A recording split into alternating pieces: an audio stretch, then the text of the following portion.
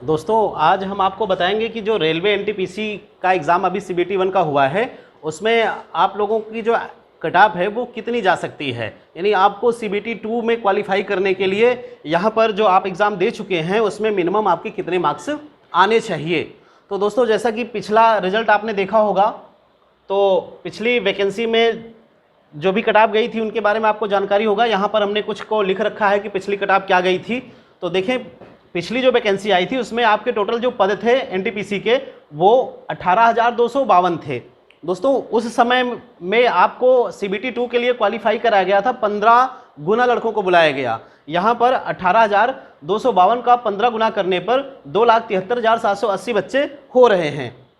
इतने बच्चों को सीबीटी 2 के लिए बुलाया गया, यानी सीबीटी 1 में क्वालिफाई कराया गया, सीबीटी 2 में एग्जाम देने के लिए इनको बुलाया गया। अब ये रही दोस्तों पिछली बात। इस साल अभी इस वैकेंसी में आपका क्या है, इसमें पद ज़्यादा हैं, 35,277 पद हैं और इस बार 15 गुना नहीं, इस बार 20 गुना बुलाया जा रहा है। इस बार वैकेंसी ज़्यादा है, इस बार बच्चों को ज़्यादा बुलाया जा रहा है। तो दो चीज़ें आपको प्रॉफिट यहाँ पे दिख रही होंगी कि वैकेंसी भी ज़्यादा है और ज़्यादा गुना, 5 गुना ज़्यादा लड़कों को बुलाया जा रहा है। यहाँ पर 7,05,540 बच्चों को बुलाया जा रहा है। तो 7 लाख बच्चे यहाँ पे क्वालिफाई होंगे इस बार सीबीटी 2 के लिए।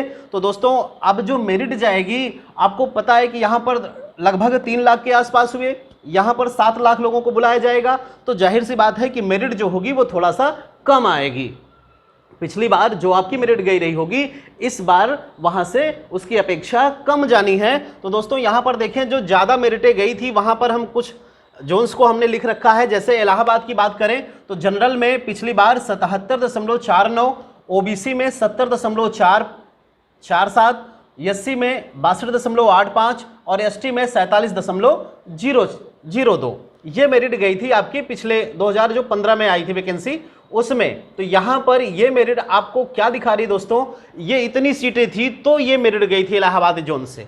अब वैकेंसी यहां पर ज्यादा है, वैकेंसी दोस्तों ज्यादा होंगी और फिर यहां पर जैसे ही सीट भी ज्यादा है तो वैकेंसी ज्यादा है, सीट ज्यादा है, इसलिए मेरिट आपकी कम आएगी। तो ऐसा नहीं कि 10 नंबर 20 नंबर कम हो जाएगा, यहां से जो नंबर आएगा वो 3 से 4 नंबर आपका माइनस हो सकता है, 3 से 4 नंबर पीछे जा सकता है।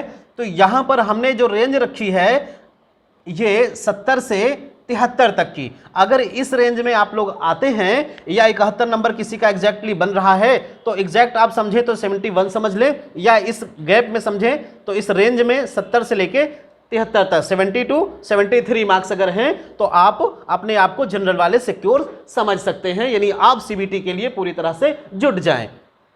देखिए अजमेर का 77.39 गया है और इसमें ओबीसी का 70.93 गया है। इस तरह का ये एससी और ये एसटी का। फिर इसी तरह से गोरखपुर में देखा जाए तो 77, तो दोस्तों यहां पर देख रहे हैं कि 7777 यानी 77 नंबर, और तिरुवनंतपुरम में तो 79 नंबर तक गया, 79.75, ये 80 नंबर के राउंड में पहुंच गया है।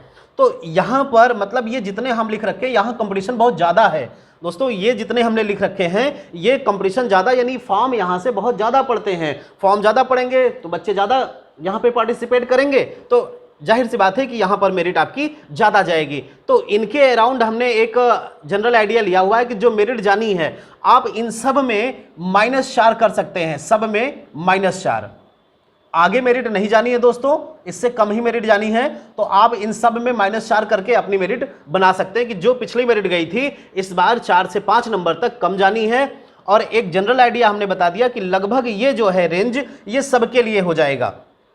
72 73 अगर हैं तो इन सब में किसी भी जोन में होंगे तो आप इस रेंज में अगर आ रहे होंगे जनरल में तो आप अपने आप को सिक्योर मान सकते हैं। अगर आप ओबीसी के हैं 67 से 71 या अगर 69 आपके एग्जैक्ट बन रहे हैं तो आप एग्जैक्ट इतना मान सकते हो, या रेंज में डाटा ये दे रखा है हमने।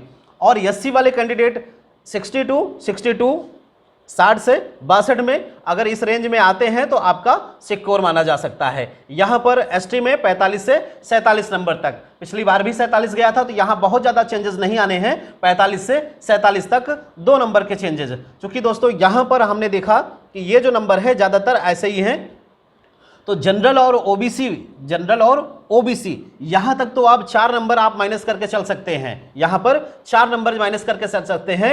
और एससी वाले कैंडिडेट 3 नंबर और एसटी वाले कैंडिडेट 2 नंबर। तो जनरल वाले यहां पर हम ये कह सकते हैं कि 4 से 5 नंबर आप माइनस कर ले, जो पुरानी मेरिट थी वो आपको इस मेरिट में मिल जाएगा। ठीक है, इस तरह से जो हमने कट ऑफ बनाई है आप देख सकते हैं कि यही कट ऑफ जाने वाली है। इसी के आसपास थोड़ा सा 1 नंबर आगे पीछे, आगे तो जाना नहीं है, पीछे ही आ सकता है भाई। जो हमने बताया इसमें रेंज में आगे पीछे हो सकता है, इससे ज़्यादा नहीं। पिछली बार जो कट ऑफ गई थी उससे ज़्यादा नहीं जाना है, उससे कम ही जाना है। जो हमारी रेंज है वो 1 नंबर आगे पीछे हो सकती है। ठीक है दोस्तों।